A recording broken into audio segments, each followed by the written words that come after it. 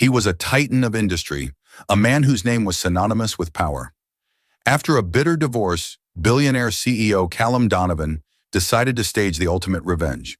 He invited his ex-wife, Lauren, the woman he'd cast aside, to his lavish annual gala. The plan, orchestrated by his stunning new fiancée, was simple: to parade his new life in front of her, to remind her of everything she'd lost, to shatter her in a public spectacle. But he never anticipated her response. She didn't come alone. He expected to see her broken and defeated. Instead, she walked in with a secret that would bring his perfectly curated world crashing down around him, proving that the deepest secrets can't be bought or buried. The air in Callum Donovan's penthouse office was worth more per cubic foot than the average suburban home. It was a sterile, glass-encased kingdom perched 50 stories above the Chicago skyline, a testament to a man who had bent the world to his will. Callum stood before the floor-to-ceiling window, not admiring the view, but seeing it as a reflection of his own dominion. At 36, he was the founder and CEO of Donovan Industries, a sprawling tech conglomerate he'd built from the ground up, with a ferocity that left competitors gasping in his wake. "It's perfect, darling," a voice purred from the Italian leather sofa. Genevieve Sinclair, his fiancée, crossed her long, slender legs. She held a thick, cream-colored card embossed with the Donovan Industries logo. "The Starlight Gala for Children's Futures." The irony is just delicious. Callum turned, a ghost of a smile playing on his lips. Genevieve was everything his ex-wife Lauren was not. She was a creature of high society, sculpted by ambition and polished by wealth. Her beauty was sharp, calculated, and a perfect accessory to his own power. "The board loves the charity angle," Callum said, his voice a low baritone that commanded attention. "It's good for the brand." "Oh, I'm not talking about the brand," Genevieve said, tapping a perfectly manicured nail on the invitation. "I'm talking about her, sending Lauren Peterson an invitation to this. It's a masterstroke of cruelty. You'll be on stage, celebrated as the city's foremost philanthropist. I'll be on your arm, wearing the Sinclair diamonds, and she'll be, where? At a table in the back, probably wearing something she bought on sale." The venom in her voice was a sweet poison to Callum. His divorce from Lauren 2 years ago had been the only public failure of his adult life. It wasn't the settlement that bothered him. He could have bought and sold her 1,000 times over. It was the principle. She had been the one to leave. Lauren, the quiet graphic designer he'd met before the billions. The woman who had once grounded him, had claimed he'd lost his soul to his ambition. She'd walked away from the penthouse, the private jets, the life Genevieve now reveled in. It was a wound to his pride that had never quite healed. "She won't come," Callum stated, more to himself than to Genevieve. "Lauren hates this world. She hates me." "Oh, she'll come," Genevieve countered, rising and gliding over to him. She wrapped her arms around his neck, her perfume enveloping him. "Curiosity, darling, and pride. She'll want to show you she's fine, that she's thriving. That's what will make it so perfect. She'll try to act unbothered, and every single flash of the camera, every toast in your honor, will be another little paper cut to her soul." He looked down at the spare invitation on his desk. Ms. Lauren Peterson. It looked so plain, so insignificant. His executive assistant, a ruthlessly efficient woman named Ms. Davies, had questioned the addition to the A-list. "Are you certain, Mr. Donovan?" she had asked, her tone betraying a rare hint of surprise. He had confirmed it with a curt nod. The plan was Genevieve's, but the malice was his. He wanted to see her. He wanted to look into her eyes and see a flicker of regret. He wanted her to witness the life he had built after her, a life even grander and more dazzling. He wanted to humiliate her, not with words, but with the sheer, crushing weight of his success. "Send it," he commanded, turning back to the window. "Courier it to her apartment. Make sure it requires a signature." He wanted to know the exact moment she held his triumph in her hands. 200 miles away, in a quiet, tree-lined suburb of Madison, Wisconsin, Lauren Peterson was trying to coax a smear of green pea puree off a tiny, stubborn chin. "Come on, Luke," she said with a tired smile. "Just one more bite for Mommy." Luke, her 1-year-old son, giggled and swatted the spoon, sending a small green glob onto her cheek. In the high chair next to him, his twin sister, Lily, banged her fists on the tray, her bright blue eyes so unnervingly like her father's, watching the spectacle with glee. This was Lauren's world now. It was a world of scraped knees, sleepless nights, and a love so profound it physically ached. Her small two-bedroom apartment was cluttered with toys and smelled faintly of baby powder and artistic solvency, the turpentine and ink from her freelance graphic design work. It was a universe away from the silent, sterile perfection of Callum's Chicago penthouse. After the divorce, she had fled. She'd taken the modest settlement, enough to be comfortable, but not enough to be chained to him, and moved back to her home state, seeking anonymity. She'd told no one in Chicago where she was going. She'd changed her number. She needed to heal, and she had a secret to protect. She had discovered she was pregnant a month after she'd left Callum. The irony was devastating. During their last year together, their arguments had often circled around his refusal to start a family. "I'm building an empire, Lauren," he'd said, his voice cold and distant. "Children are a distraction I can't afford." That sentence had been the final nail in the coffin of their marriage.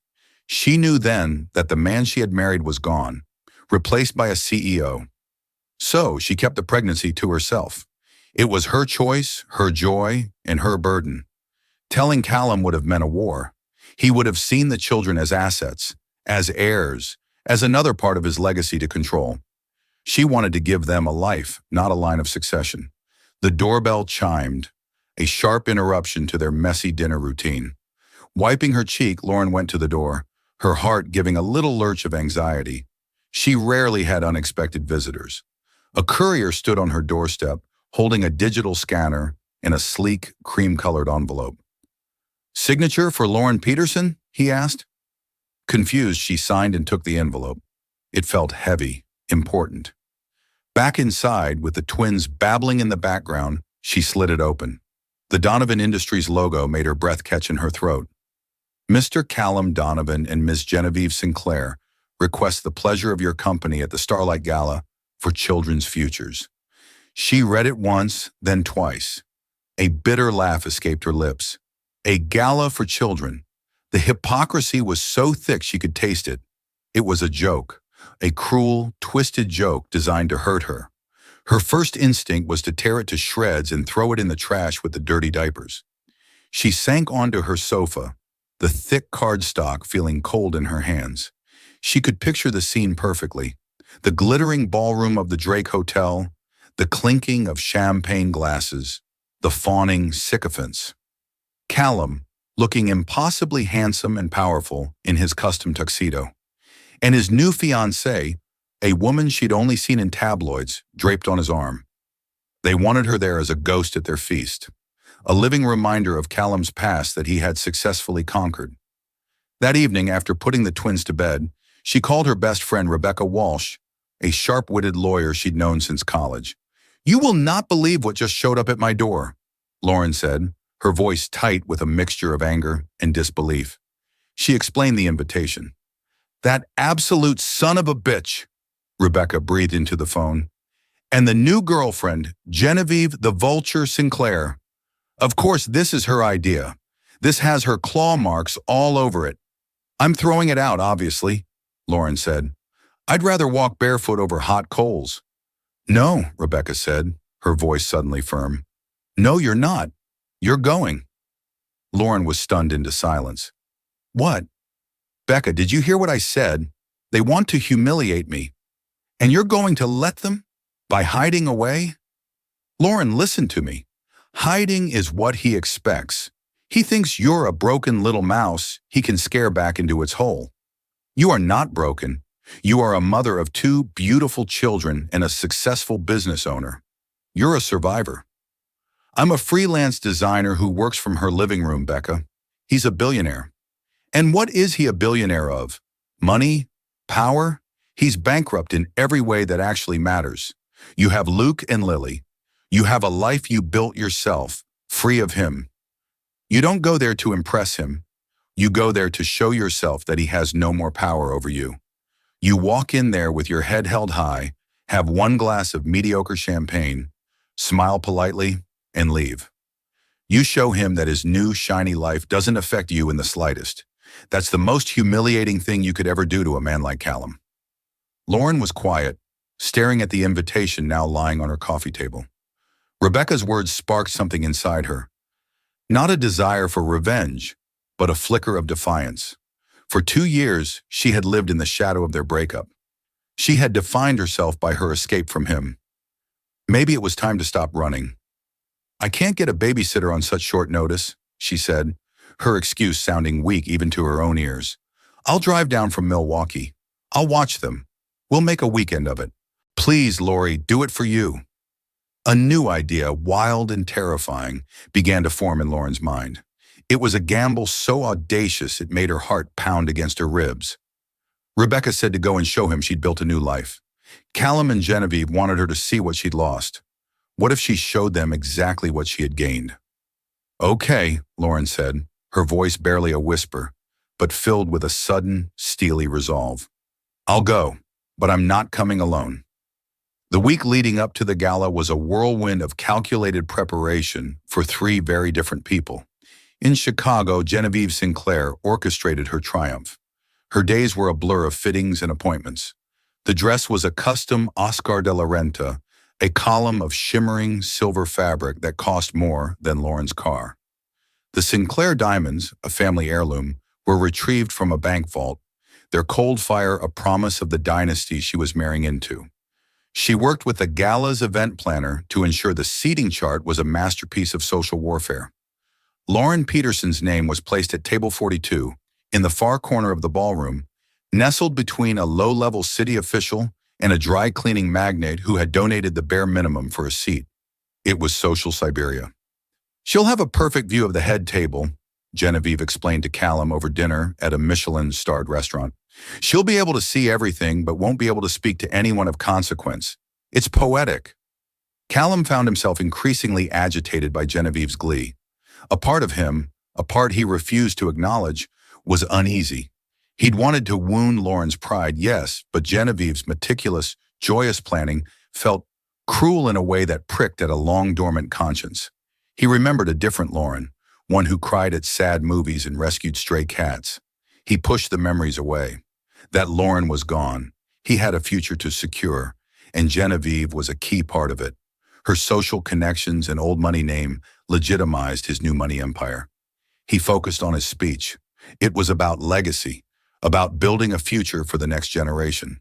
He practiced it in front of the mirror, the words feeling hollower each time. He was donating $10 million to the charity that night, a figure that would guarantee headlines. It was a business transaction, an investment in public perception. He was building a future for anonymous children while steadfastly refusing to have his own. The irony, which Genevieve found so delicious, was beginning to leave a bitter taste in his mouth. In Madison, Lauren's preparations were of a different sort. There were no couturiers or jewelers. Her first call was to a local seamstress, an older woman named Mrs. Gable. Lauren had found a simple, elegant navy blue gown at a consignment shop. It was timeless and understated. She paid Mrs. Gable to tailor it perfectly to her figure. It wasn't a dress meant to compete. It was a dress that said, "I am comfortable in my own skin." Her biggest challenge was logistics. How does one walk into a black tie gala in downtown Chicago with two one-year-olds? She couldn't just carry them. She found her solution online. A sleek, high-end double stroller, narrow enough to navigate doorways but stylish enough not to look completely out of place. It was her biggest splurge, but it was essential. Rebecca arrived on Friday afternoon, a suitcase in one hand and two giant teddy bears in the other. "Auntie Becca is here to enact Operation Shock and Awe," she announced, scooping up Lily, who squealed with delight. As Rebecca played with the twins, Lauren felt a wave of doubt. "Is this insane, Becca? Am I about to make the biggest fool of myself? They'll have security throw me out." "They won't," Rebecca said, her expression serious as she looked up from the floor. "Think about it. Callum Donovan, billionaire philanthropist, having a woman and two babies thrown out of his own children's charity event? The PR would be catastrophic. He's trapped by his own image. And you're not crashing. You have an invitation." She pointed at the cream-colored card on the mantelpiece. "An invitation for Ms. Lauren Peterson. It doesn't say +1. It also doesn't say no children allowed. You are within your rights. That's a lawyer's answer, Lauren said with a weak smile. It's the truth. You're not doing this out of spite, Lori. You're doing it to close a chapter. You're taking back the narrative. He wrote you out of his story, so you're showing up with your own sequel. On the night of the gala, Lauren got ready with trembling hands. As she zipped up the navy dress, she looked at her reflection. She wasn't the same woman who had left Chicago. Motherhood had softened some edges and sharpened others. There were faint lines of exhaustion around her eyes, but those eyes also held a new depth, a fierce, protective strength she'd never known before. She dressed Luke in a tiny tuxedo onesie, and Lily in a little velvet dress that matched her own. They looked absurdly, heartbreakingly adorable. As she strapped them into their stroller, her heart hammered against her ribs.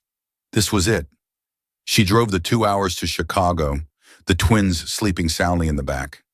She parked in a public garage a block away from the Drake Hotel, a place she had once frequented for brunch with Callum. The memories felt like they belonged to another person. Pushing the stroller down the magnificent mile, the cold November air biting at her cheeks, she felt a strange sense of calm descend upon her. The fear was still there, but it was overshadowed by a profound sense of purpose. She wasn't doing this for Callum.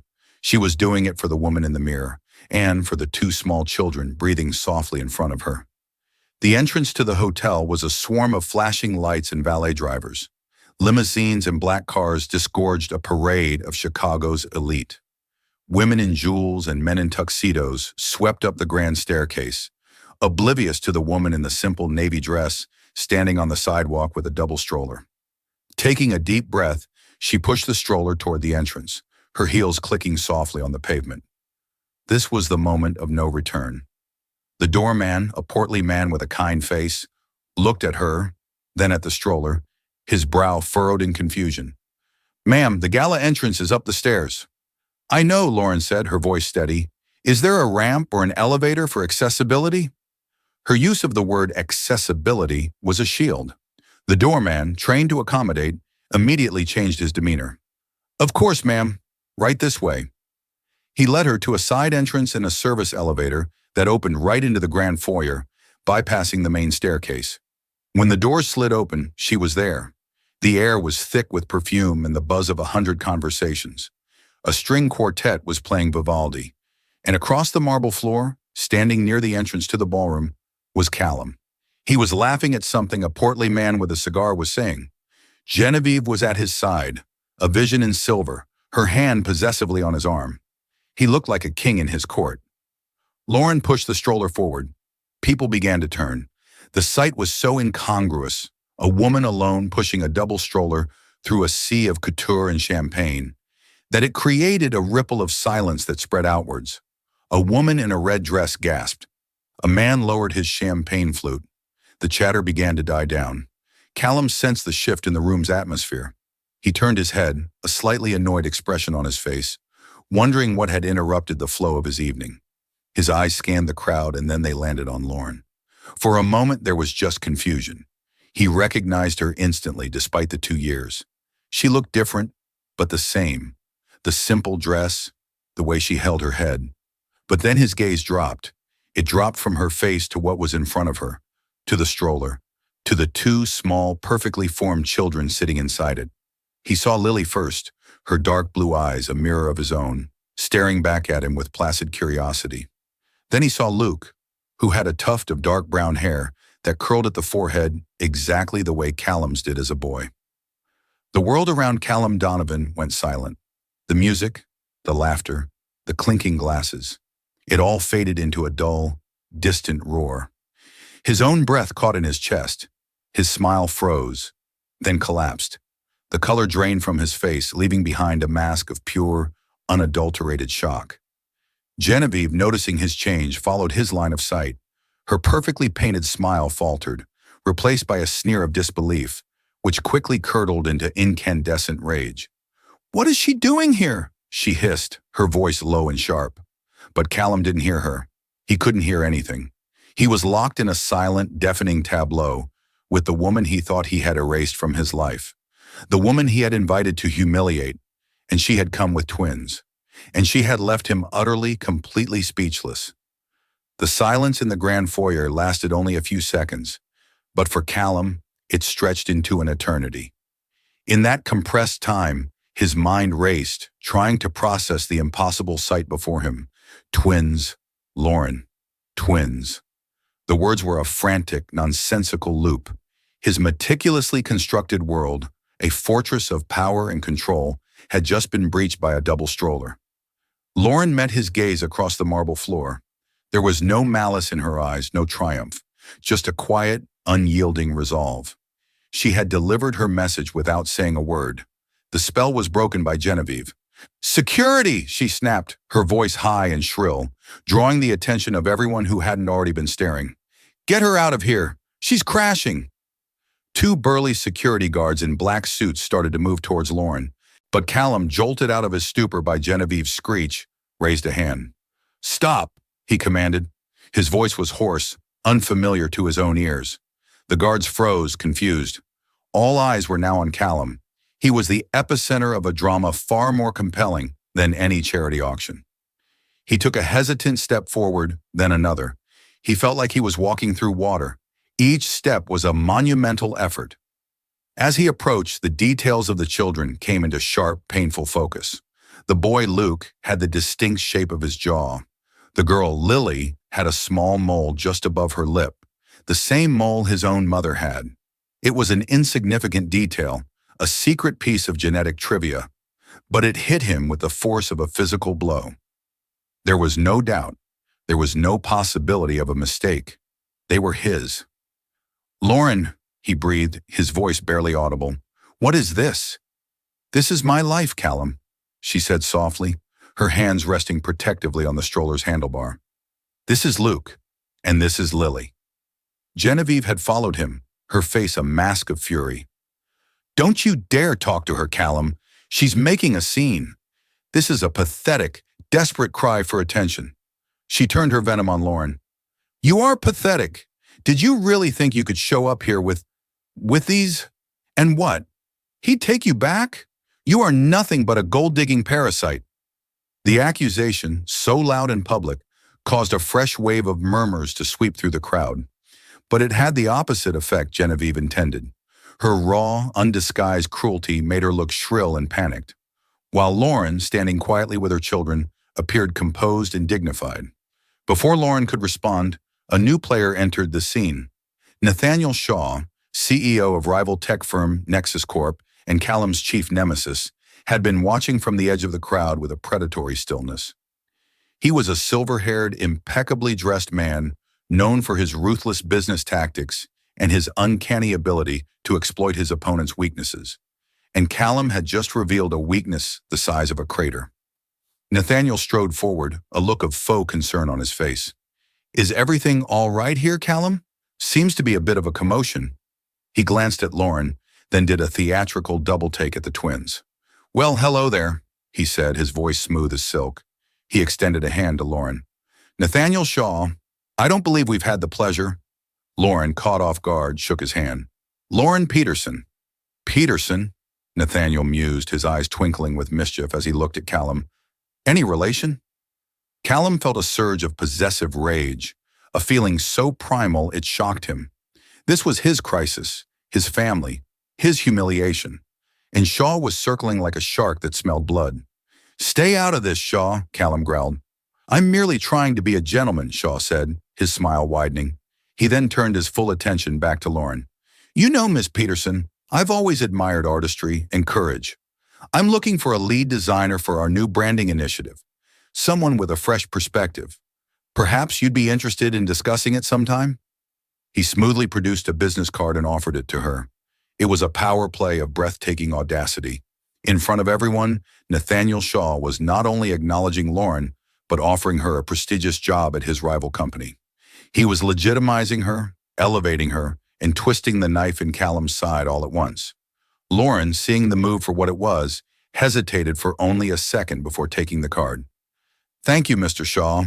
I'll certainly consider it." Genevieve looked as if she might actually explode. "How dare you?" she shrieked at Lauren. "You come here to ruin our night, and now you're flirting with his rival? You have no shame." It was then that Lily, startled by the shouting, let out a soft whimper. Luke followed suit, his face scrunching up as he began to cry. The sound of the baby's crying cut through the tension like a blade. It was a real human sound in a room full of artifice. And it was that sound that finally broke Callum. He looked from Genevieve's contorted, angry face to Lauren, who was instantly leaning over the stroller, murmuring soft, comforting words to her children. In that single moment, he saw everything with a blinding, horrifying clarity. He saw Genevieve's shallow cruelty and Lauren's deep, instinctual love.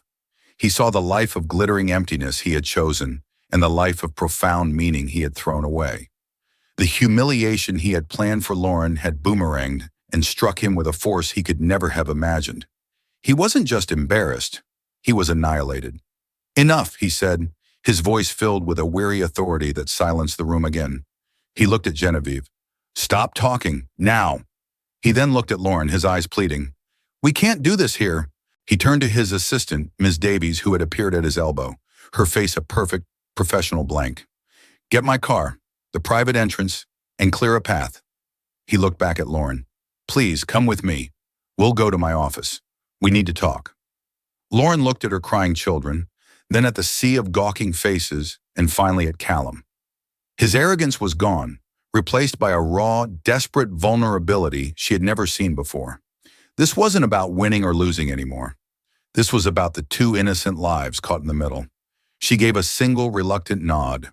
As Ms. Davies efficiently cleared a path, Callum walked beside the stroller, not touching it, but creating a protective barrier with his own body. The whispers followed them as they exited the ballroom, a disgraced king and the quiet woman who had just checkmated him. Genevieve was left standing alone in the center of the foyer, the silver dress and the Sinclair diamonds suddenly looking like a cheap costume. Her perfect night was in ruins, and she was the punchline of a story that would be all over the city by morning. The Donovan Industries building was silent and dark, a sleeping giant. The private elevator ascended to the 50th floor in a smooth, soundless glide. The journey was filled with a tension so thick it felt hard to breathe. Luke and Lily had cried themselves to sleep in the car, their small chests rising and falling in the dim light of the elevator. Callum's penthouse office was just as Lauren remembered it, vast, impersonal, and immaculate. The only difference was a large abstract painting on the wall that had replaced a photograph of the two of them, smiling on a beach in Hawaii. The removal was a deliberate act of erasure, and it stung more than she expected. Callum gestured towards the leather sofa. "Please." Lauren maneuvered the stroller into a corner and carefully unbuckled the sleeping twins, laying them down on the soft leather.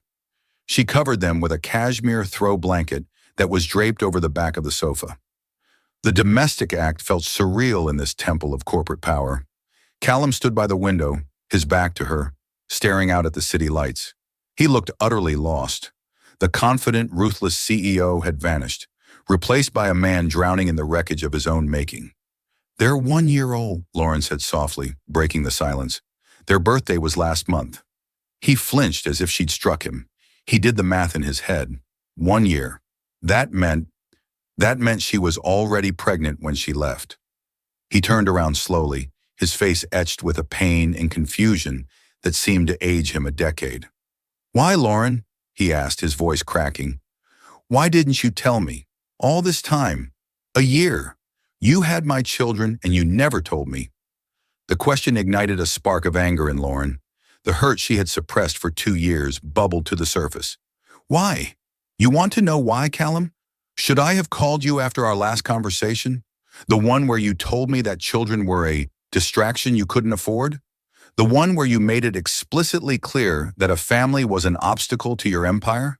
Her words hit their mark. He visibly recoiled, the memory of that conversation clear in his mind. He had said it. He had meant it. "I was building a future for us," he said weakly, the excuse sounding pathetic even to him. "No," she shot back, her voice gaining strength. "You were building a future for you. I was just a part of the set dressing, an accessory, just like your new fiancé. I left to give myself a real life. And when I found out I was pregnant, I made a choice. I chose to give them a life of peace, not to use them as pawns in a war with you. What would you have done, Callum? Sent your lawyers? Fought me for custody? Tried to buy them? I wasn't going to let my children become another one of your assets. Every word was the truth, and he knew it. He sank into the chair opposite her, the fight gone out of him. He looked at the two small forms sleeping on the sofa. His children. A son. A daughter. He had missed their birth. He had missed their first words, their first steps.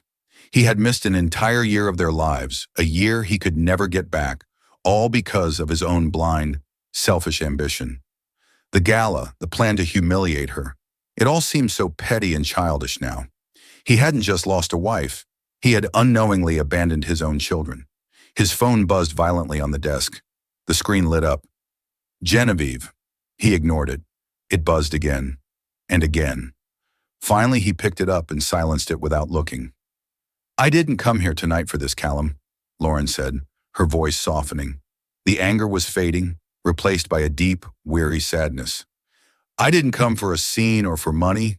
I came because I was tired of being afraid of you. I was tired of letting you have that power over me. I just wanted to show you and myself that I was fine, that I had moved on. She glanced at her sleeping children. And this is my life. They are my life. I couldn't show you I was fine without showing you them. The door to the office opened, and Ms. Davies entered silently. Mr. Donovan, your sister's on the line. She says it's an emergency. Callum was confused. His younger sister, Jessica, a pediatrician living in Seattle, rarely called this late. He nodded to Ms. Davies and took the call, putting it on speakerphone, his mind still too fractured to do otherwise. Callum? What in God's name is going on? Jessica's voice was sharp with worry. My friend Brenda is at that gala. Her phone has been blowing up my text messages for the past hour. She sent me a picture. Callum, a picture of a woman and two babies.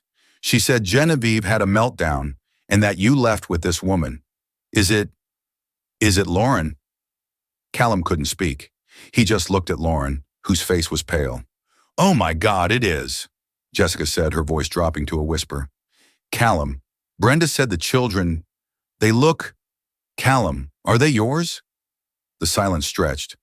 Finally, Callum managed a single, choked word. Yes. There was a sharp intake of breath on the other end of the line, followed by a sound that was half sob, half laugh. I knew it, Jessica whispered. I knew you were an idiot, but I never thought. I always told you not to let her go. I always told you that woman Genevieve was a snake. Her voice turned fierce. Don't you dare hurt her, Callum. Not again. Whatever you do not let your pride or that horrible fiancé of yours ruin this. This is a miracle, do you hear me? A miracle. Jessica hung up. Callum stared at the phone, his sister's words echoing in the silent office. A miracle. He looked at Lauren, at the two sleeping children, at the shambles of his life. For the first time, he saw past the balance sheets, the stock prices, and the public image.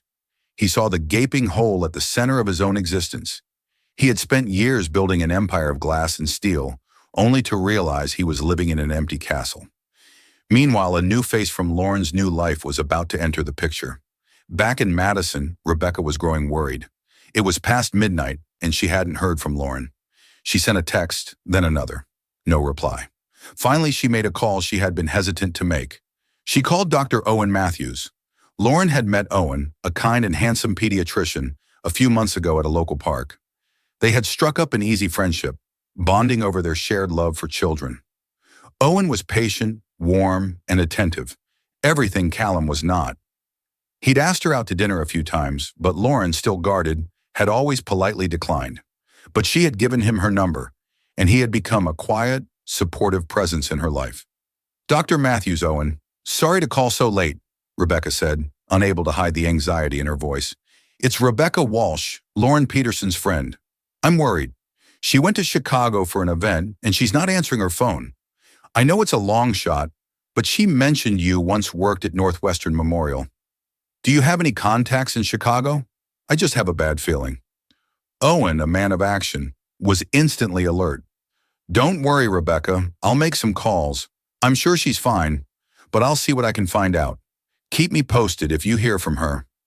The threads of Callum's past and Lauren's present were beginning to draw together, pulling them all toward an inevitable reckoning. In his silent office, 50 floors above the city, Callum Donovan finally began to understand the true cost of his ambition. It wasn't just his marriage. It was a year of lullabies he'd never sung, a year of tiny hands he'd never held. It was everything. The first light of dawn began to creep over Lake Michigan, painting the sky in shades of gray and pink. It filtered through the glass walls of Callum's office, falling upon the two sleeping children. For Callum, it felt like the first morning of a new and terrifying world. He hadn't slept. He had spent the night watching his children breathe, a silent, solitary vigil. Lauren had dozed fitfully in the large armchair, waking every so often to check on Luke and Lily. An unspoken truce existed between them. The anger and accusations of the night had given way to a shared, exhausted vulnerability. The buzz of Callum's phone on the desk broke the silence. He glanced at the screen. Genevieve, 117 missed calls, followed by a string of texts, each more frantic and venomous than the last. He picked up the phone, his thumb hovering over her name. He thought of her shrill voice in the foyer, the ugliness in her eyes as she looked at his children. He thought of his sister's words. "That woman is a snake." He pressed the block button. Then he deleted her contact information entirely. It was a small digital act, but it felt monumental. It was the first brick he had ever laid in the foundation of a different life. He then called his head of security. "Frank," he said, his voice low but firm, "Ms. Sinclair's belongings are to be packed and moved out of my penthouse by noon. All of them. Change the locks. She is no longer welcome in the building or at any Donovan Industries property. Am I clear?" "Crystal, Mr. Donovan," the voice on the other end replied without hesitation. He hung up. He looked at Lauren, who had been watching him, her expression unreadable. "It's over," he said simply, with Genevieve. It was over the moment she looked at them with such hatred. Lauren said nothing. It wasn't a victory. It was just a fact. The drama with Genevieve was a sideshow. The real issue lay between the two of them, and the two small children still sleeping soundly. As if on cue, Lily stirred, her eyes fluttering open. She looked around the strange, cavernous room, her gaze falling on Callum. She didn't cry. She just watched him with those serious, intelligent eyes. His eyes. Callum's heart seized. He took a hesitant step closer. "Hey," he whispered, his voice thick with emotion. He knelt down so he was on her level. "Hi, Lily." He slowly extended a hand. After a moment's consideration, Lily reached out her own tiny hand and wrapped her fingers around his thumb. Her grip was surprisingly strong. For the first time in his adult life, Callum Donovan felt a sense of connection so pure and overwhelming that it brought tears to his eyes. He had negotiated billion-dollar deals, hostile takeovers, and international mergers. But nothing had ever felt as real or as important as this small hand in his. At that moment, Lauren's phone, which she'd put on silent, lit up with a call from an unknown Chicago number. "Wary," she answered. "Lauren, it's Owen Matthews. Are you all right?" "Rebecca called me. She was worried sick." Lauren's shoulders slumped with relief at the sound of his calm, steady voice. "Owen!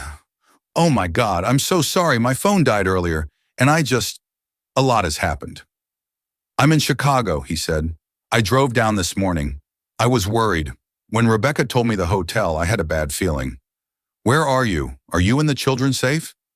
The genuine, uncomplicated concern in his voice was a stark contrast to the vortex of drama she was in.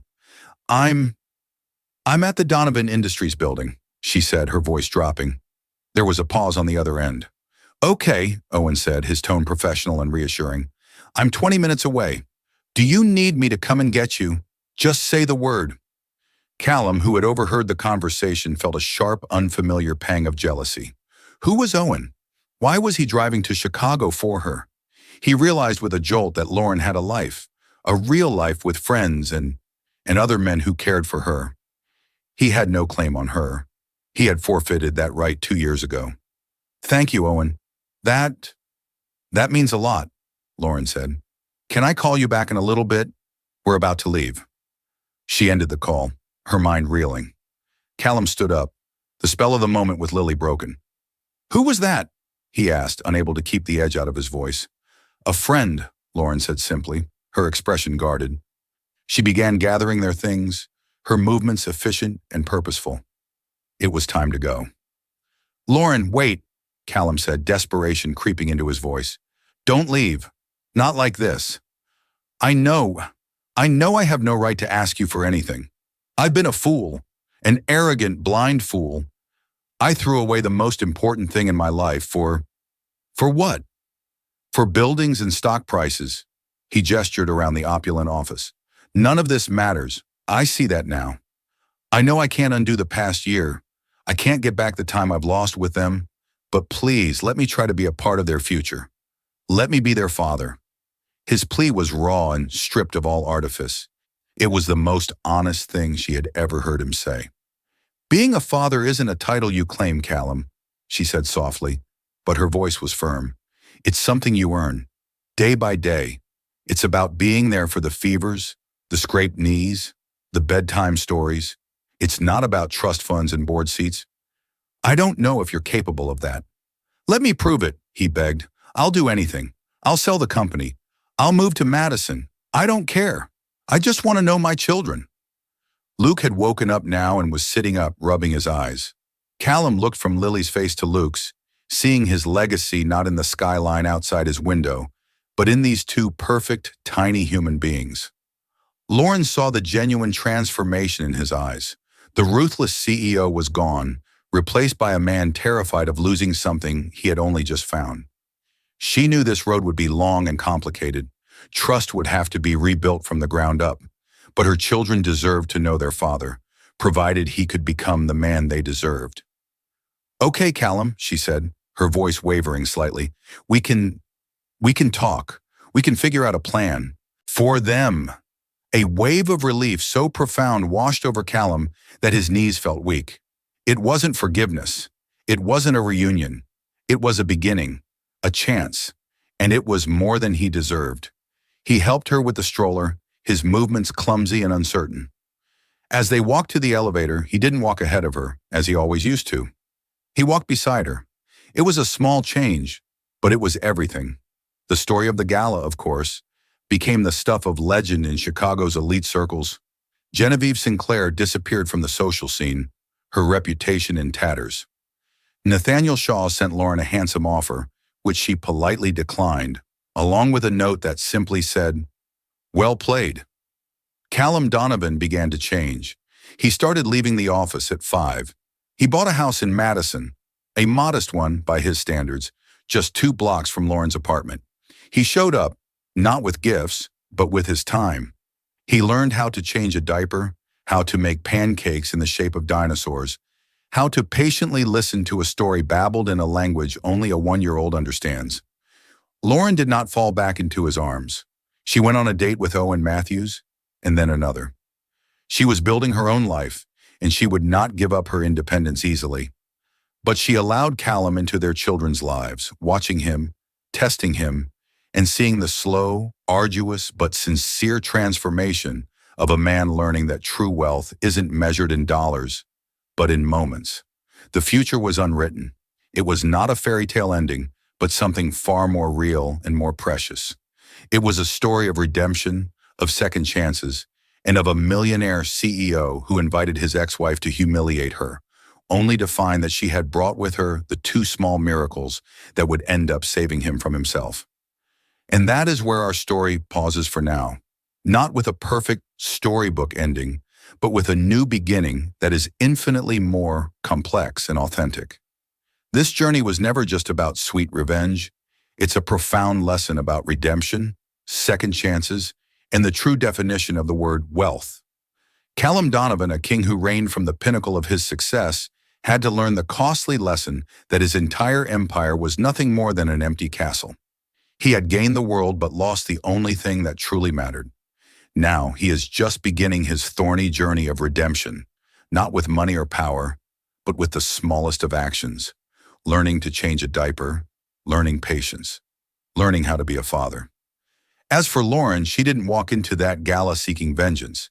She came seeking self-respect, to prove that she was anything but broken. But in doing so, she unintentionally became the catalyst for profound change, offering the very man who shattered her heart a chance to reclaim his lost soul. So where does the story go from here? Is Callum's belated repentance enough to heal the deep wounds he inflicted?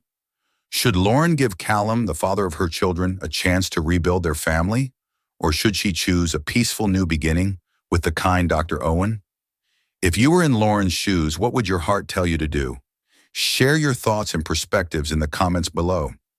Your discussion truly becomes the next chapter of this story. If this story touched your heart, please give this video a like, share it with your friends, and don't forget to subscribe to our channel so you don't miss any of our compelling real-life stories in the future. Thank you for listening.